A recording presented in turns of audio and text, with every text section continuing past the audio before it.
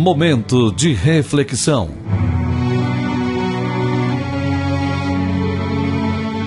A Igreja Evangélica Palavra da Cruz em Sidrolândia traz uma mensagem de Deus para o seu coração, na voz do pastor Cláudio Morandi.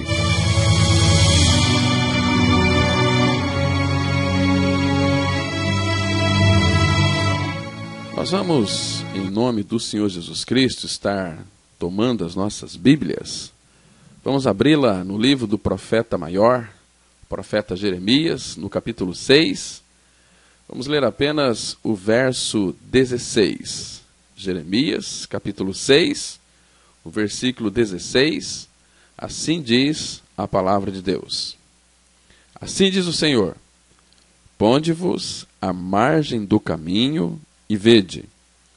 Perguntai pelas veredas antigas, qual é o bom caminho, andai por ele, e achareis descanso para a vossa alma. Mas eles dizem, não andaremos. Vamos ter nesse momento uma palavra de oração, buscando o socorro do Espírito Santo, que é o nosso professor, para que ele então nos guie a toda a verdade, que a nossa reflexão seja agradável diante do nosso Pai Celestial. Vamos ter uma palavra de oração.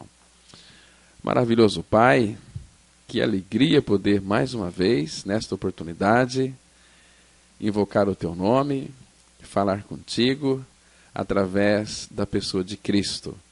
Hoje temos pleno acesso ao trono da graça, pelo novo e vivo caminho que Cristo abriu, nos consagrou, isto é, pelo véu, pela sua carne. É através dele, Pai, que nós podemos nos relacionar contigo. E, Pai, quando nós oramos a Ti, nós temos esta plena convicção de que Tu és o Deus Pai Todo-Poderoso e que nenhum dos Teus projetos podem ser frustrados, nenhum dos Teus planos, meu Pai, que Tu mesmo elaboraste, eles deixarão de ser cumpridos, porque Tu és o Deus Pai Todo-Poderoso. Eu te peço, Pai, nessa oportunidade, que Tu leves aqueles que nos escutam a ter os seus olhos abertos, a ter a revelação de quem é o Senhor Jesus Cristo e compreender, entender e crer que na cruz, Cristo, quando morreu, quando Ele foi crucificado, quando a cruz foi erigida, Ele nos atraiu a si, Ele nos incluiu no seu corpo e nos fez participantes da sua morte e da sua ressurreição. Pai, fala conosco nesta manhã pela Tua palavra. Nós estamos desejosos em ouvir a Sua voz. A Tua voz é doce, a Tua voz é uma voz maravilhosa. Nós esperamos em Ti, confiamos em Ti, entregamos esse tempo diante do Senhor, para que Tu venhas falar aos nossos corações e nos edificar. E aqueles que ainda não têm ou não tiveram uma experiência real de novo nascimento, que Tu, ó Pai, nessa oportunidade, dá a eles este privilégio. Nós oramos em nome de Teu Filho Jesus Cristo. Amém. Amados, vocês sabem que existem o reino de Deus, que é o reino verdadeiro, e este reino, quando nós cremos no Senhor Jesus Cristo, esse reino concerne aquilo que Cristo é, porque onde Cristo está, obviamente, está também o seu reino. E para nós vermos este reino, não existe outra possibilidade a não ser pelo novo nascimento. Quando nós nascemos de novo, nós começamos a ter uma visão espiritual. Nós vamos perceber que o reino de Deus, conforme diz Lucas 17, 20 e 21, ele fala que o reino de Deus está dentro de nós. A palavra fala assim, lá em Lucas, capítulo 17, verso 20 e 21. Interrogado pelos fariseus sobre quando viria o reino de Deus, Jesus lhes respondeu, não vem o reino de Deus com visível aparência, nem dirão, ei-lo aqui, ou lá está, porque o reino de Deus está dentro de vós. Então este é o reino verdadeiro. O que é o reino? O reino é o que o Senhor Jesus Cristo é. Porque onde ele está, está também o seu reino. Se de fato eu posso crer que eu estou crucificado com Cristo, consequentemente eu morri. E pelo fato de eu ter morrido com Cristo, eu vivo. Mas não sou eu quem vive, é Cristo quem vive em mim. E pelo fato dele viver em mim, como diz a palavra de Deus, e nós temos que crer na verdade da palavra, ele habita em mim. E se ele habita em mim, o reino dele também é colocado dentro de mim, porque onde ele está, está o seu reino. Onde Cristo não está, existe os falsos reinos. Então eu quero que você compreenda uma coisa muito importante hoje nessa oportunidade, que quando o nosso Senhor Jesus Cristo, ele começou o seu ministério público, ele imediatamente começou a falar sobre o reino espiritual invisível, que nós o receberíamos, obviamente, pela fé em nosso espírito. Vocês se lembram lá de Mateus capítulo 4, versículo 17? Ele disse assim: arrependam-se. Então Jesus, ele anunciava o seguinte: pois o reino dos céus está próximo, ele está chegando. Então, irmãos, Jesus, ele fez o memorável sermão da montanha, o sermão do monte. Ali ele vai descrever o que significa a vida no reino de Deus. E Jesus, segundo alguns estudiosos, ele fez pelo menos 91 declarações sobre o reino de Deus durante aquele dia inesquecível. Ele resumiu tudo de forma magistral em um único mandamento simples e claro, como está escrito lá em Mateus, capítulo 7, versículo 12. Vocês se lembram do que está escrito lá? Vamos dar uma olhada em Mateus, capítulo 7, versículo 12. A Bíblia vai dizer o seguinte: Mateus, capítulo 7, versículo 12. Então ele fez um resumo aqui. Ele disse o seguinte, olha, presta atenção. Tudo quanto, pois, quereis que os homens vos façam, assim fazei-o vós também a eles, porque esta é a lei e os profetas. Tudo que vocês querem que os homens façam, fazei vós também. Então, amados, uma coisa aqui interessante. Jesus, ele concluiu o seu maravilhoso sermão com 4 parábolas sucessivas ali, que revelam a diferença entre a verdadeira conversão e a falsa conversão. Por exemplo, em Mateus capítulo 7, 13 e 14, ali ele vai falar sobre a porta estreita e a porta larga. E em Mateus, no capítulo 7, de 15 a 20, ele vai fazer uma menção sobre os falsos profetas. E Mateus 7, de 21 a 23, ele vai mencionar ali os falsos mestres. E Mateus capítulo 7, do 24 ao 27, ele vai falar ali sobre os hipócritas, sobre o que de fato é uma hipocrisia. Né? Então, amados, as pessoas que de fato tiveram uma experiência com Cristo em sua morte e ressurreição, elas são convidadas para entrar pela porta estreita. Ele disse assim lá em Mateus, capítulo 7, 13 e 14. Vocês entram pela porta estreita, pois larga é a porta e espaçoso o caminho que leva à perdição, e são muitos os que entram por ela. Como é estreita a porta e apertado o caminho que leva à vida, são poucos os que a encontram. Então Jesus está mostrando aqui que para o caminho da perdição irão muitas pessoas. Isso é entristecedor. Mas são poucos os que a encontram. Jesus já falou isso lá em Lucas 12, 32. Não temais, ó pequenino rebanho, porque o vosso Pai, ele agradou em dar a vocês o reino. Isso é importante, mas serão para poucas pessoas, não serão muitas pessoas que serão salvas. Embora nós sabemos que hoje as igrejas evangélicas estão cheias de evangélicos, vazio do evangelho da graça. Evangelho é morte e ressurreição, ou seja, é aquilo que Cristo é e aquilo que Cristo fez. Isto é Evangelho. Mas o que acontece é que nem todos conhecem este Evangelho. Paulo fala em 2 Coríntios, capítulo 4, que este Evangelho da graça ainda está encoberto. Mas ele está encoberto é para aqueles que se perdem, nos quais o Deus deste século, que é o diabo, cegou o entendimento dos incrédulos para que não lhes resplandeça o Evangelho da glória de Deus na face de Cristo. Então, amados, nós somos convidados a entrarmos pela porta estreita, pelo caminho apertado, é o caminho da cruz. E este caminho não são muitos que irão trilhar por ele. Porque hoje as pessoas estão tão envolvidas com a religião, vivem numa dependência de homens, têm que fazer tantas coisas para serem agraciados pelo Senhor. E a Bíblia vai nos trazer informação de que na pessoa de Cristo, nós fomos abençoados com toda sorte de bênção espiritual.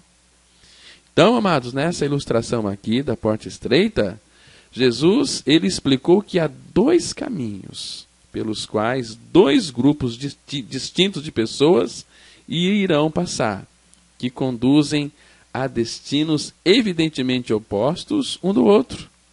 Então, olhando para esse texto, nós temos a impressão de que isso aqui se tratava de uma visão do mundo espiritual invisível que não estava muito distante da mente de Cristo. Então, meus queridos ouvintes, por mais óbvio que seja, deve ser observado que estreito não significa largo e que muitos não significa muitos.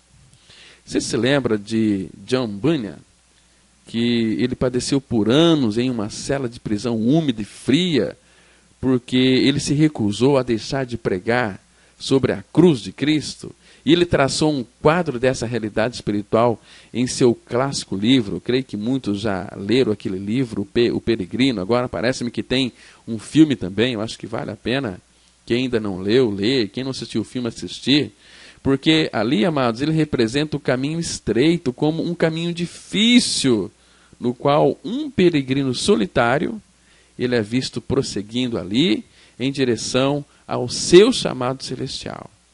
E uma coisa importante, amados, por mais que os pregadores, pastores, missionários mais otimistas e positivos queiram lançar pelas portas do céu qualquer um que demonstre a menor inclinação pelas coisas de Deus, é evidente que essa parábola, ela refuta totalmente tal conceito. Não tem possibilidade. Sabe por quê? Porque hoje a maioria das pessoas, elas passam a vida correndo com as multidões, fazendo o que todos fazem e crendo no que todos creem. Hoje o problema dos crentes não é sua fé, é que eles creem em qualquer coisa. Mas até onde a salvação pode ser compreendida, não há garantia nos números, meus irmãos. Deus nunca se preocupou com os números, se preocupou com a qualidade de vida. Se de fato Cristo é a sua vida. E não existe outra possibilidade de Cristo habitar em nós, a não ser pela nossa morte com Ele na cruz. É tão bom aquela expressão de Paulo, em Gálatas 2:20, já estou crucificado com Cristo e morri. E se eu morri, eu vivo, mas não sou mais eu quem vive. Agora é Cristo que vive em mim. Eu sei que existem muitas pessoas que estão trilhando um caminho largo, que é o caminho do mundo. Ele é fácil, ele é atraente, ele é inclusivo, permissivo e orientado por conta.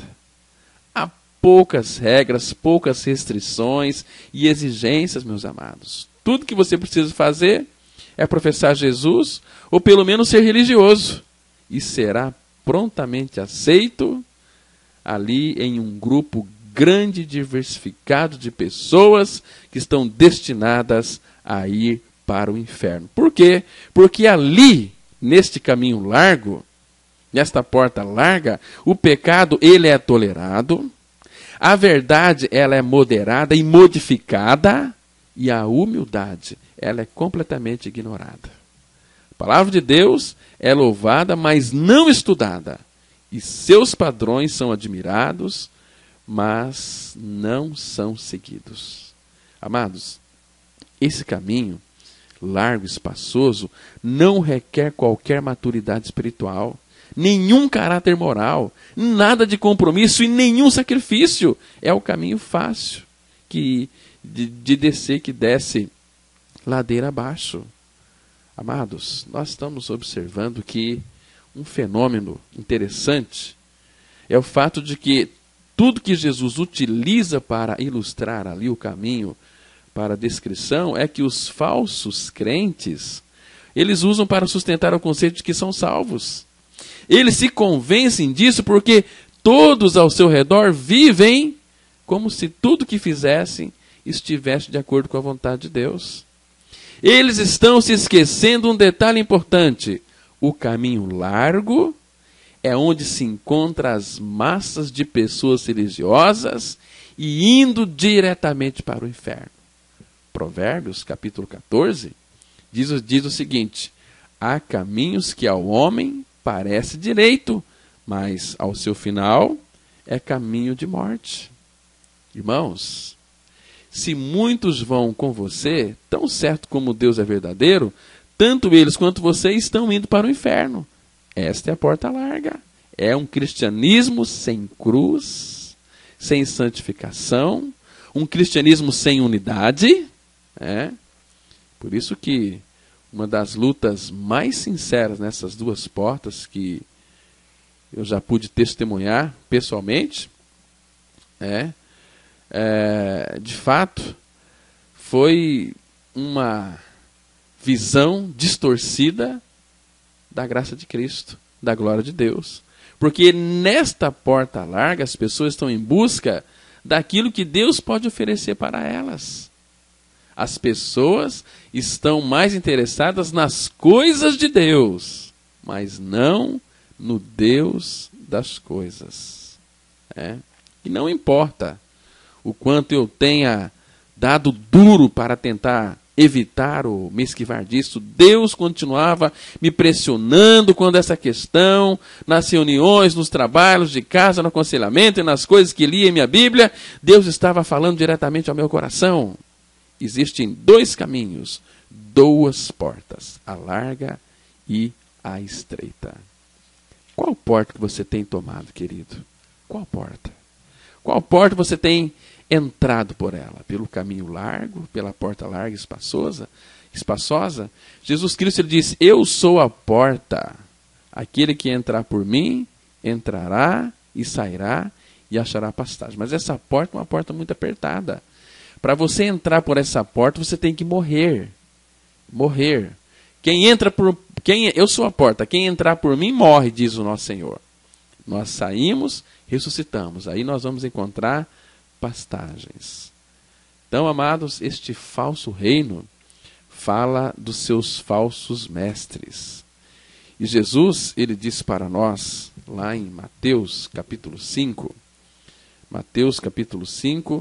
a partir do versículo 15, eu quero ler, Mateus capítulo 7, do 15 ao 20, a Bíblia vai dizer assim, olha: acautelai-vos dos falsos profetas, que se vos apresentam disfarçados em ovelhas, mas por dentro são lobos roubadores. Pelos seus frutos os conhecereis. Colhem-se, porventura, uvas do espinheiro ou figo dos abrolhos? Assim, toda árvore boa produz bons frutos, porém a árvore má produz frutos maus. Não pode a árvore boa produzir frutos maus, nem a árvore má produzir frutos bons. Toda árvore que não produz bom fruto é cortada e lançada ao fogo. Assim, pois, pelos seus frutos os conhecereis. Então, irmãos, aqui Jesus Cristo está tratando e mostrando a forma como nós vamos identificar os falsos profetas. Aqui, de uma forma tão específica e clara, Jesus ele seguiu a parábola da porta estreita, com outra que, se Deus assim permitir, nós vamos descrever depois, que são os ministros enganadores. Então a primeira coisa que Jesus diz é: cuidado, acautelai-vos com os falsos profetas. Por quê? Irmãos, o fato de esse alerta ser repetido diversas vezes nas cartas de Paulo, em relação aos últimos dias, isso aqui torna um assunto algo de enorme importância para mim e para você hoje. Por quê? Há duas características primárias acerca dos falsos profetas que merecem ser observadas por mim e por você. Primeiro, eles aparentam ser algo que não são. E Jesus exclamou lá em Mateus 23, 27 e 28. Jesus ele pronunciou ali uma série de ais. Ele disse assim: ai de vocês, mestres da lei e fariseus hipócritas. Vocês são como sepulcros caiados. Por fora são muito bonitos, mas por dentro vocês estão cheios de ossos podres e de todo tipo de imundície. Assim são vocês. Por fora parecem justos aos homens, mas por dentro vocês estão cheios de hipocrisia e maldade. Ou seja, o coração não foi trocado. Hipocrisia é você parecer ser aquilo que você não é. E maldade é o pecado que está dentro, que não foi removido. E não adianta você querer pedir perdão para Deus para lhe perdoar o seu pecado, que Ele não vai lhe perdoar. Sabe por quê? Porque Ele já lhe perdoou na cruz em Cristo. Enquanto você não crê na sua morte com Cristo, você nunca será perdoado. Esta maldade nunca será extirpada, espiada, arrancada de você. Isaías 22:14, a Bíblia diz assim: certamente o Senhor dos Exércitos declara aos meus ouvidos dizendo: certamente esta maldade não será perdoada até que morrais, diz o Senhor dos Exércitos. Isaías 22:14. Então, esta maldade não será perdoada até que você morra. Agora, você precisa de crer que você já morreu, porque Jesus, ele já executou uma obra objetiva lá no Calvário. Ele morreu, literalmente, objetivamente. Mas, subjetivamente, nós temos que ganhar esta experiência em nosso interior. Eu preciso de crer que eu também fui crucificado, morto com Cristo e ressurreto com Cristo, e hoje Ele é a minha vida. Caso contrário, nós estamos perdidos. Se esta não for a sua experiência, olha, sua experiência está fora do foco. Não é a verdadeira, não é a genuína. E você está correndo um perigo de morrer e ir para o inferno, porque se a sua natureza não foi trocada, você é perverso. E lá em Salmos 9:17, a Bíblia diz que os perversos serão lançados no inferno e todas as nações que se esquecem de Deus. Isso é muito sério. Estou falando aqui da palavra, citando textos da palavra de Deus para que você fique bastante atento. Então, amados, Jesus aqui foi muito duro com os fariseus hipócritas. E essas palavras revelam o perigo de se viver por padrões externos, sem se ter uma verdadeira mudança de coração, sem ter um coração regenerado, um coração trocado. E esse coração, ele é trocado, transplantado lá na cruz em Cristo.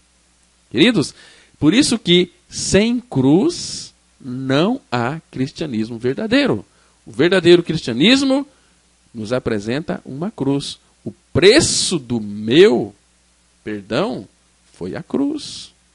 E uma das razões pelas quais as pessoas elas são facilmente enganadas é que os falsos mestres quase sempre são gente boa, são gente carismática, mas sem o caráter de Cristo.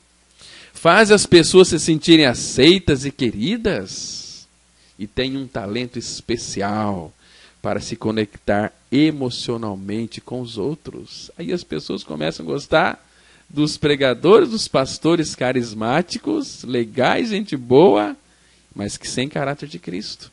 Amados, vocês não sabem que Satanás, ele tem os seus ministros, seus falsos profetas? Dá uma olhada, vamos conferir na Bíblia aí, por favor, abra sua Bíblia. Lá em 2 Coríntios, capítulo 11, vamos prestar atenção aqui. O perigo é que nós, às vezes, ficarmos com a gente boa e o diabo tem seus ministros. Ele diz assim, olha, 2 Coríntios capítulo 11, dos versos 13 a 15. Presta atenção que eu estou lendo a Bíblia. Diz assim, porque os tais são falsos apóstolos, obreiros fraudulentos, transformando-se em apóstolos de Cristo. E não é de admirar, porque o próprio Satanás se transforma em anjo de luz. Não é muito, pois, que os seus próprios ministros se transformem em ministro de justiça, e o fim deles será conforme as suas obras. Então, existem muitas pessoas que não dependem do nosso Senhor. Depende desses pregadores fraudulentos, falsos, aqueles que vêm trazer revelações do diabo. Por exemplo, ele chega para as pessoas e diz assim, olha, Deus mandou lhe falar para você, nesta noite, nesta manhã, que é isso, isso, isso. Isso é mentira diabólica. Tudo aquilo que Deus tem para falar, para mim e para você, está escrito na sua palavra. Na sua palavra. A palavra fala de uma forma tão clara, lá em Hebreus, no capítulo 1, verso 1. Havendo Deus outrora falado muitas as vezes e de muitas maneiras aos pais pelos profetas, nestes últimos dias nos falou pelo Filho, a quem constituiu herdeiro de todas as coisas, pela qual também fez o universo. Então, amados, Hebreus começa aqui dizendo que Deus hoje nos fala definitivamente pelo Filho. Pelo Filho é falar pela sua palavra, porque Jesus, ele é a palavra de Deus, ele é o verbo, no princípio era o verbo estava com Deus, e o verbo era Deus. Este verbo se fez carne e habitou entre nós. Por isso que a palavra de Deus é o Cristo vivo. E por isso mesmo também que em Hebreus 4,12 fala que a palavra de Deus, o que diz lá em Hebreus 4,12? Você se lembra? Diz assim, olha, porque a palavra de Deus é viva. Por que ela é viva? Porque Cristo é vivo. É viva e eficaz, e mais cortante do que qualquer espada de 2 gumes, e penetra até o ponto de dividir alma e espírito, juntas e medulas, e é apta para discernir os pensamentos e propósitos do coração. Então, amados, nós não devemos em nenhuma circunstância recusar aquele que fala. Porque está escrito lá em Hebreus 12, 25, uma advertência para nós aqui. Diz assim a palavra, tende cuidado, não recuseis ao que fala. Pois se não escaparam aqueles que recusaram ouvir quem divinamente os advertia sobre a terra, muito menos nós, os que nos desviamos daquele que do céu nos adverte. Desviar daquele que do céu nos adverte. Aquele que nos adverte é o Senhor. E Ele nos adverte pela sua verdade, pela sua palavra. Nós não precisamos aqui de uma revelação de homem, dizendo, olha, Deus mandou te dizer isso. Isso aqui é falcatrua, isso é engano. Eu fico admirado como é que tem tanta gente com cabeça oca, cabecinha de fósforo, que dá ouvidos a esse tipo de gente. O profeta Jeremias já falou a respeito deles. Lá em seu livro, lá em Jeremias 23, fala que eles nos enchem, mas nos enche sim de vã esperança. Se você ler aquele capítulo 23 de Jeremias, você vai ficar ali admirado. E ele diz assim, o Senhor usando Jeremias 23, verso 16, está escrito assim, assim diz o Senhor dos Exércitos. Por favor, não sou eu, estou lendo Bíblia. Olha, presta atenção, quem está dizendo? Assim diz o Senhor dos Exércitos, não deis ouvidos às palavras dos profetas que entre vós profetizam e vos enchem de vãs esperanças. Falam as visões do seu coração, não o que vem da boca do Senhor. Irmãos, e o que vem da boca do Senhor está escrito na sua verdade, na sua palavra. E hoje as pessoas saem da palavra para emprestar os seus ouvidos às mensagens que são vindas em nome de Deus, mas são das profundezas do subsolo, dos quintos dos infernos. Muito cuidado. Muito cuidado com o que você tem escutado por aí. Jesus falou, as minhas ovelhas ouvem a minha voz. Eu as conheço e elas me seguem. Elas seguem a Cristo. Não estão seguindo aí a homens. E tem muitas ovelhinhas aí sendo enganadas por esses falsos mestres, por esses enganadores. Não é assim? Então, amado, e uma das razões pelas quais as pessoas são facilmente enganadas, é que os falsos mestres, igual eu já disse aqui anteriormente, são gente boa pra caramba, são pessoas carismáticas, e não só isso, e além disso são pessoas ortodoxas, ali em suas posições doutrinárias, eles não se tratam de líderes de seitas ou reformistas sociais humanistas, são pessoas amigáveis, até mesmo bastante carismáticas, que se encaixam ali bem ao meio evangélico, né? Bem no meio evangélico, e as pessoas amam essas pessoas. E Jesus Cristo, ele fez alusão a isso, em outra ocasião, diferente quando ele disse o seguinte, olha, ai de vocês, quando todos falarem bem de vocês, pois assim os antepassados deles trataram os falsos profetas. Amados, e a segunda característica sobre os falsos mestres é que eles trazem uma mensagem que apela às massas. Esses charlatões parados diante da porta estreita, tentando convencer as pessoas a não seguirem por esse caminho, o caminho apertado, o caminho da cruz. Interessante também que Jesus, ele não força ninguém a ir pelo caminho apertado, o caminho da cruz. Em Lucas 9, 23, ele diz o seguinte, quem quiser, ele não força, quem quiser vir após mim, a si mesmo se negue, dia a dia tome a sua cruz e siga-me, e o apóstolo Paulo, escrevendo a Timóteo, lá na sua segunda carta, 2 Timóteo 4, versículo 3 e 4, ele disse o seguinte, pois virá o tempo em que eles não suportarão uma sã doutrina, ao contrário, sentindo coceira nos ouvidos, juntarão mestres para si mesmos, segundo os seus próprios desejos, e eles se recusarão a dar ouvidos à verdade, voltando-se para as fábulas, para os mitos, né? Eles vão querer mestre segundo seus próprios desejos. Eu quero pregador que fala aquilo que eu goste.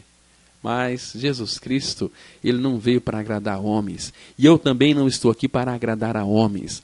A verdade tem que ser dita, doa a quem doer. Machuca, fere, dói, fere e machuca. Mas é verdade, e a verdade vos libertará. É conhecendo a verdade que nós seremos libertos. Né? Então as pessoas, elas estão hoje recusando a dar ouvidos à verdade, se entregando a mitos. E as pessoas que se recusam a dar ouvidos à verdade, sabe o que pode acontecer com elas? Uma coisa muito perigosa e terrível. Pode acontecer é que Deus, isso é se já não enviou, a operação do erro para essas pessoas, para que elas deem crédito à mentira. Amados, está escrito na palavra de Deus, na sua Bíblia, você pode conferir, em 2 Tessalonicenses, capítulo 2, versículo 9, 10, 11 e 12, que diz assim, olha, 2 Tessalonicenses 2, a partir do verso 9. Ora, o aparecimento do iníquo é segundo a eficácia de Satanás, com todo o poder e sinais e prodígios da mentira, e com todo o engano de injustiça aos que perecem, porque não acolheram o amor da verdade para serem salvos. É por este motivo, pois, que Deus lhes manda a operação do erro para darem crédito à mentira. Então, quando uma pessoa, ela já ouviu a verdade da palavra de Deus, do Evangelho da Graça, e se recusa a dar ouvido a esta palavra, ou seja, se recusa a permanecer, a perseverar com aqueles que creem, o próprio Deus vai enviar para essa pessoa a operação do erro para que esta pessoa comece a acreditar na mentira, porque ela se recusou a acolher o amor da verdade para serem salvos. Eu sei que existem muitos crentes iludidos e enganados com a Bíblia na mão, porque estão se recusando a dar ouvido à verdade da palavra de Deus. Que Cristo naquela cruz nos atraiu, nos crucificou, nos fez morrer, e juntamente com Ele nos ressuscitou e nos fez assentar nos lugares celestiais em Cristo Jesus. São muitas pessoas, a começar por pastores, pastoras, missionários, membros de igrejas, estudantes de seminário. Meu querido, se isso não descreve o que acontece hoje, então descreve o quê? Por favor. O apóstolo Pedro também ele discursou sobre os falsos mestres dos últimos tempos. Eu queria que você considerasse, lá em 2 Pedro, né, essas verdades aqui. Eu estou com 4 Bíblias aqui na minha mão. Então eu vou citar aqui algumas versões diferentes. 2 Pedro 2, de 1 a 3. Ele diz assim, olha: surgirão falsos profetas no meio do povo, os quais introduzirão encobertamente heresias destruidoras. Na Nova Versão Internacional diz assim: muitos seguirão os caminhos vergonhosos desses homens. Muitos seguirão as suas dissoluções. Por causa deles, será blasfemado o caminho da verdade. Em sua cobiça, tais mestres os explorarão com histórias que inventaram. Por ganância, farão de vós negócio com palavras fingidas, com palavras fictícias. E quantas pessoas evangélicas têm sido iludidas por esses charlatões, por esses pregadores da doutrina da prosperidade, que não leva a canto nenhum a não ser para o inferno. A pessoa vai para o inferno, mas ela vai rica. Ela vai rica para o inferno.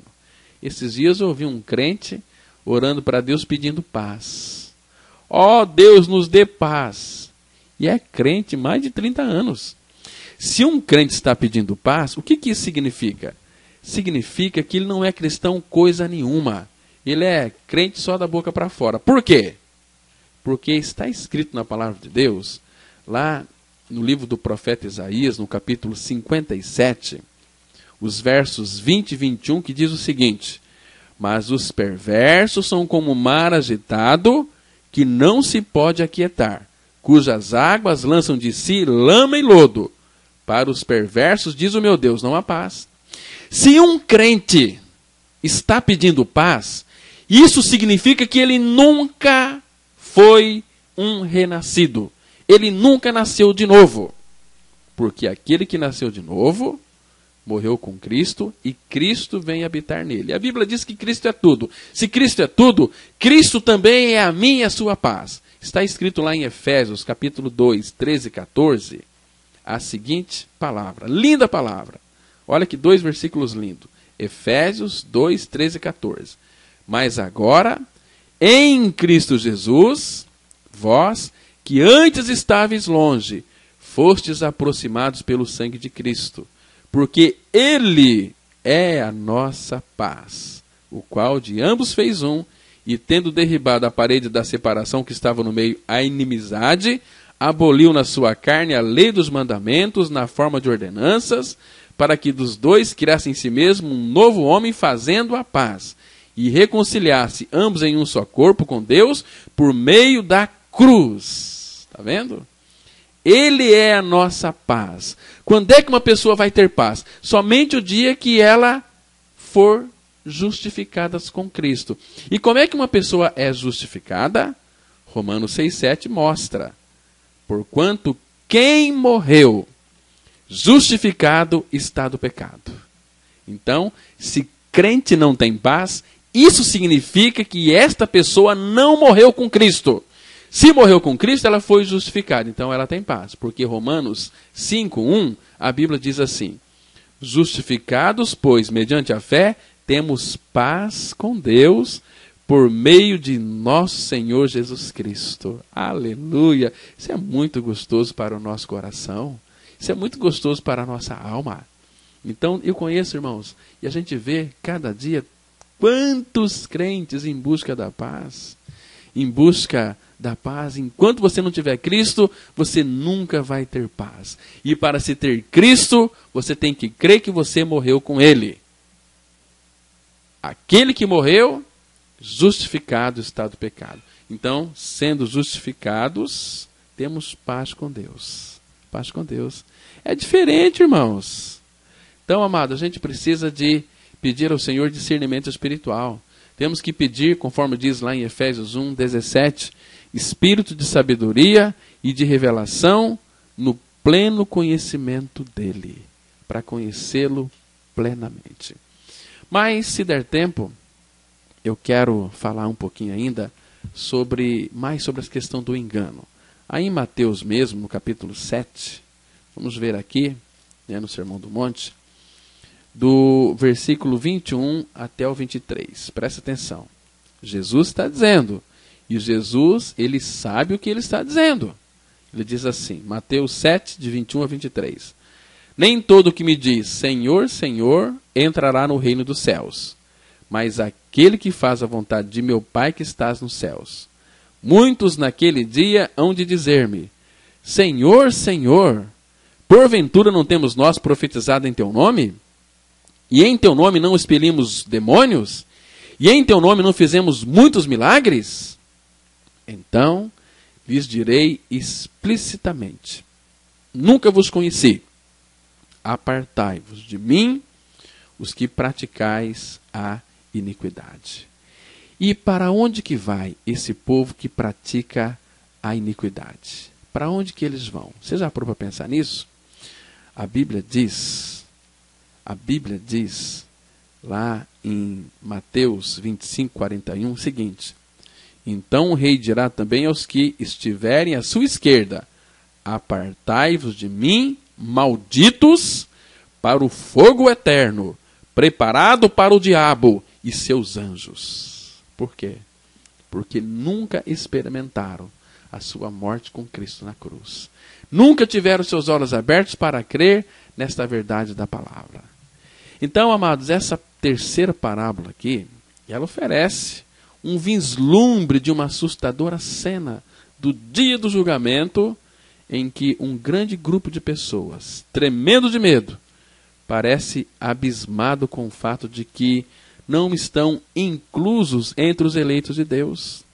Mais uma vez, nós vemos o termo muitos nos lembrando de que haverá multidões de cristãos confessos que se verão trancadas do lado de fora do reino do céu nesse dia fatídico. Por quê? Porque nunca acolheram o amor da verdade para serem salvos. Estão no engano, estão no erro, estão cegas. Porque tem uma doutrina, tem uma religião, tem pessoas, gente boa, o pastor é um cara carismático, não é assim? É claro que essas pessoas se consideravam crentes sólidos e não estão fora da igreja evangélica, mas dentro dela, mas sem o novo nascimento. Possuem as doutrinas corretas, elas acreditam no que a Bíblia diz sobre Cristo, elas frequentam boas igrejas e até são entusiasmadas em relação às coisas de Deus.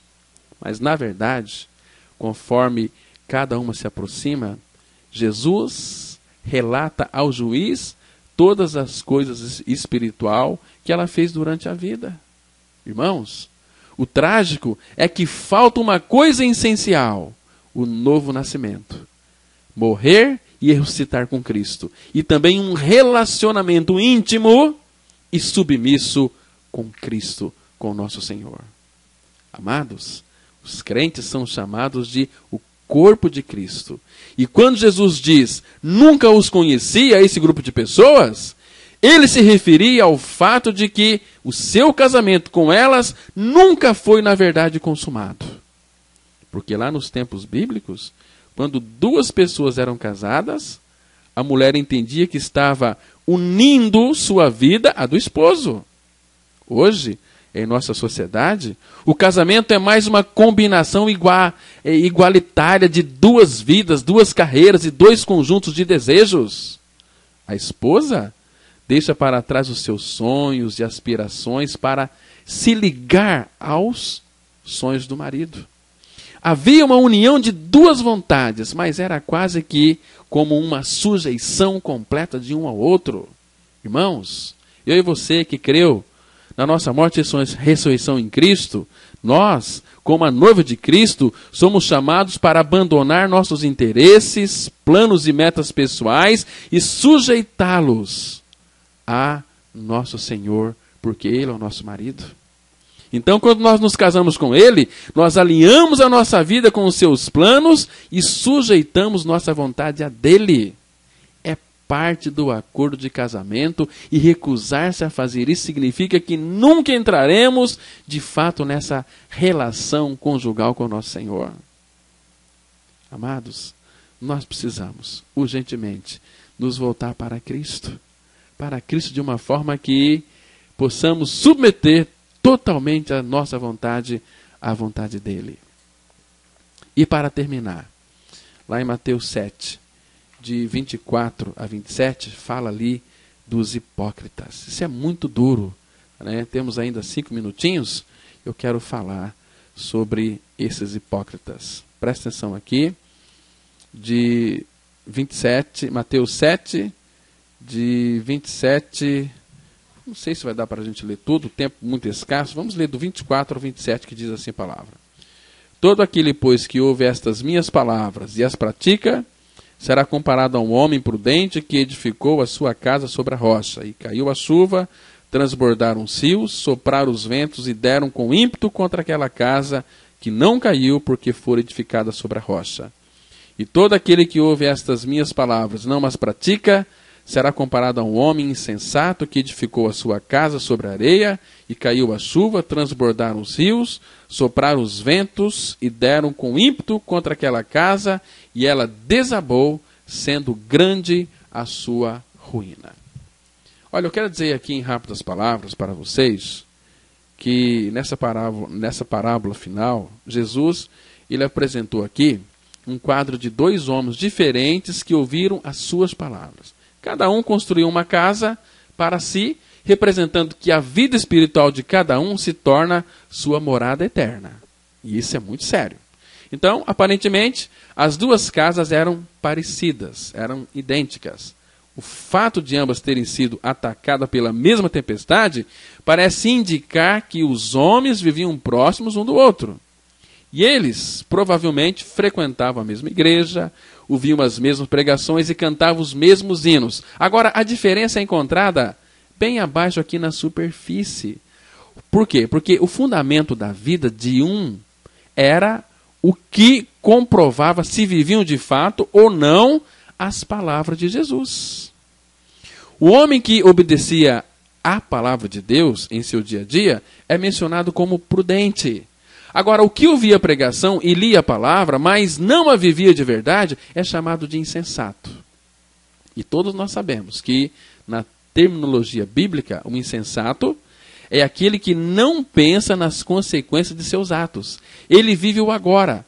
E cada ato dele na vida é feito pela motivação implícita do que vai conseguir com isso aqui na terra. Sim, ele professou a sua fé em Jesus Cristo com o intuito de ir para o céu. Mas a multidão de decisões e escolhas que ele faz todos os dias revela a verdadeira condição de seu coração.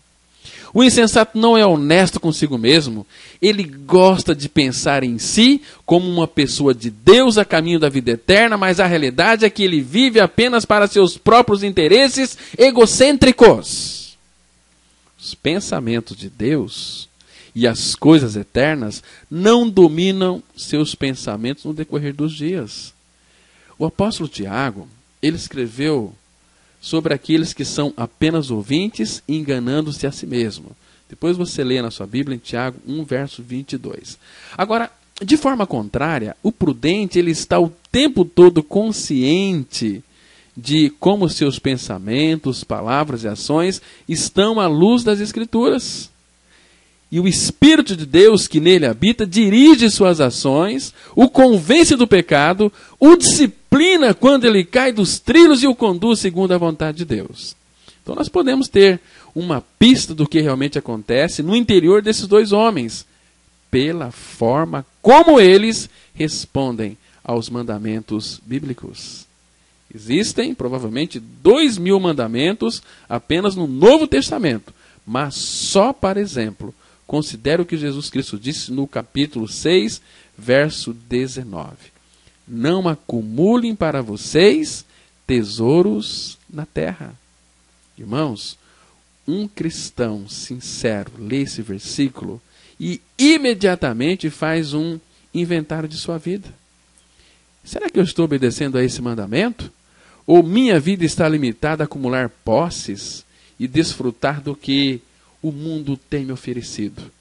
Como posso ajudar mais os que precisam? Tais perguntas, meus irmãos, vêm à mente do verdadeiro cristão por causa do Espírito Santo que nele habita. Então essa pessoa, ela é guiada pelo Espírito Santo. Pelo Espírito Santo. Então isso significa ser guiado pelo Espírito. Deixar que a nossa vontade se renda à vontade dele. Isso é cristianismo autêntico e verdadeiro. Isso significa que nós estamos no reino de Deus. O reino de Deus é um reino da doação. Nós nos doamos totalmente ao Senhor e depois àqueles que nos cercam. Olha, que Deus, por sua graça, revele essa verdade ao seu coração. Mas não se esqueça daquela bendita obra da cruz, que você foi atraído em Cristo, crucificado e morto. E hoje, pela ressurreição, Cristo mora dentro de você.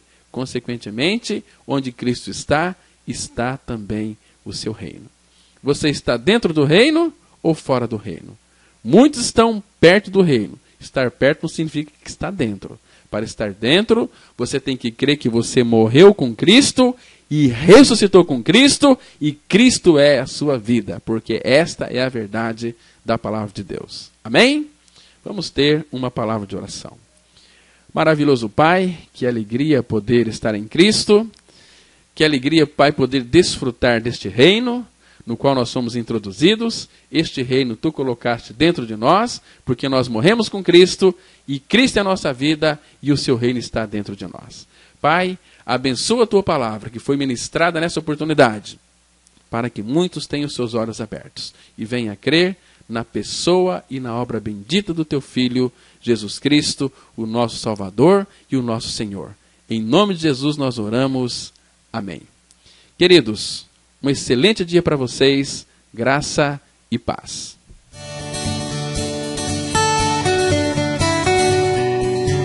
Se você se identificou com esta mensagem e quer saber mais sobre ela, ligue para o telefone 0 operadora 67 3272 2693 ou venha nos fazer uma visita na Rua Acre, número 260, no centro de Sidrolândia, Mato Grosso do Sul. Cultos toda quarta-feira às 19h30. Reunião de oração toda sexta-feira às 19h30. E aos domingos, cultos às 9h e às 19h30. Que o Deus da graça e misericórdia vos abençoe sempre. E até a próxima mensagem. Graça e paz.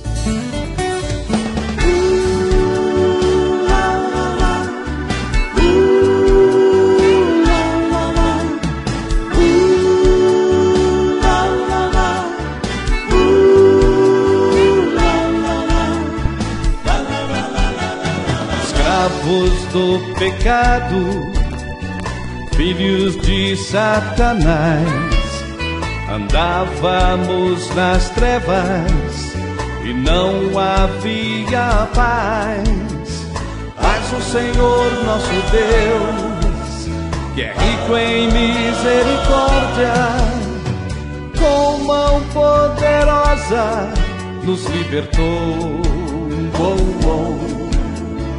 E em Jesus Cristo nos salvou,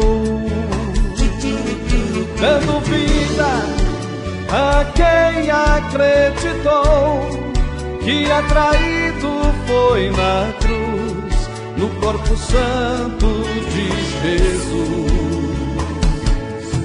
Crucificado, morto e sepultado, justificado do pecado, ressuscitado com Jesus. Nova vida temos em Jesus. Aleluia, Cristo vive em nós.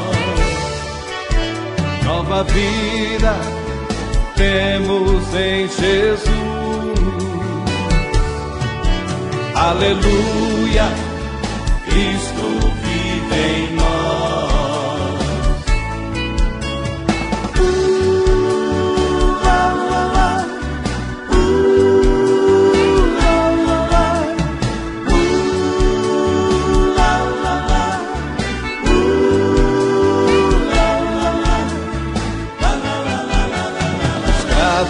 Do pecado, filhos de Satanás, andávamos nas trevas e não havia paz.